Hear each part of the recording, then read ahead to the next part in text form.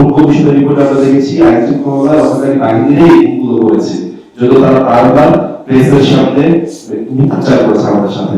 আসলে আমরা দেখতে পেয়েছি যে বিগত ফ্যাসিস্ট সরকারের আমলে ভোট কমিশনের রিপোর্ট যদি দেখি আমরা দেখতে পেয়েছি আইন শৃঙ্খলা প্রত্যেকটি বাহিনী প্রত্যেকটা গোয়েন্দা সংস্থা এই গুলোর সাথে জড়িত ছিল।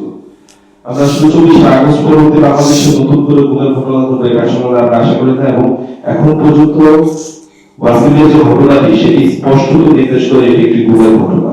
এই গুমটি কারা করেছে সেটা আইন শৃঙ্খলা রক্ষাকারী বাহিনীকে খুঁজে বের করতে হবে। তাদের পরিচয় ব্যবহার করে এর আগেও আমরা দেখেছি ডিবি পুলিশ ফ্যাসিস্ট সরকার আমলে গুমকে অস্বীকার করেছে, তারা এইভাবে তাদের পরিচয় তুলে নিয়ে যাওয়াকে অস্বীকার করেছে।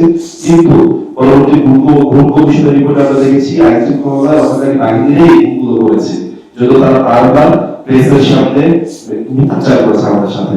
আমরা চাই না 24 পরবর্তী বাংলাদেশে এই জিনিসটি চর্চা হোক।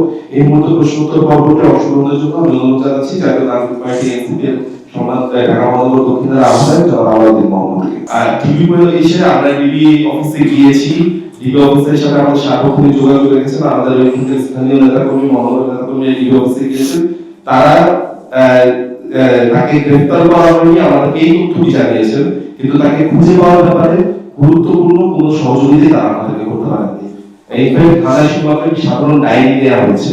এখানে যে ডিবি পুলিশ তার সর্বোচ্চ শক্তি বিনিয়োগ করে একজন রাজনৈতিক কর্মীকে খুঁজে বের করবেন এবং তাকে তুলে নিয়ে যাওয়ার সাথে কারা সংশ্লিষ্ট তাদেরকে খুঁজে বের করবেন, এই ধরনের কোনো তৎপরতা তাদের মধ্যে দেখতে পাইনি, কিন্তু এই ধরনের কোনো আজ তাদের মধ্যে